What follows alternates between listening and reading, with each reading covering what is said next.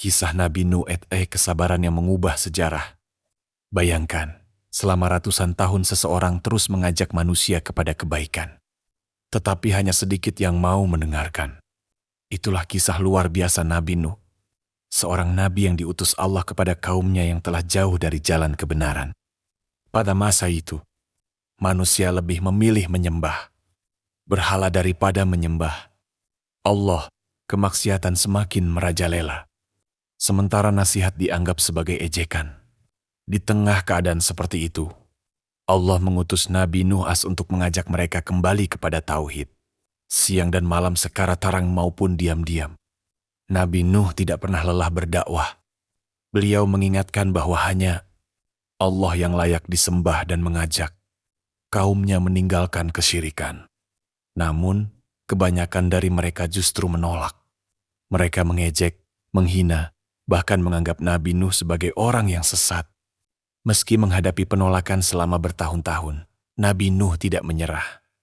Beliau tetap bersabar dan terus menyampaikan kebenaran. Dari sekian banyak orang, hanya sedikit yang beriman. Kemudian Allah memerintahkan Nabi Nuh untuk membangun sebuah bahtera yang sangat besar. Perintah itu terdengar aneh karena saat itu tidak ada tanda akan datangnya banjir besar. Ketika melihat Nabi Nuh membangun kapal di daratan, kaumnya kembali menertawakan beliau. Namun Nabi Nuh tetap taat kepada perintah Allah. Setelah bahtera selesai, Allah memerintahkan Nabi Nuh membawa orang yang beriman, keluarganya yang beriman, serta sepasang hewan dari berbagai jenis ke dalam kapal. Tak lama kemudian, langit menurunkan hujan yang sangat deras, dan air memancar dari bumi. Banjir besar pun menenggelamkan seluruh wilayah. Mereka yang dahulu mengejek Nabi Nuh akhirnya tidak mampu menyelamatkan diri.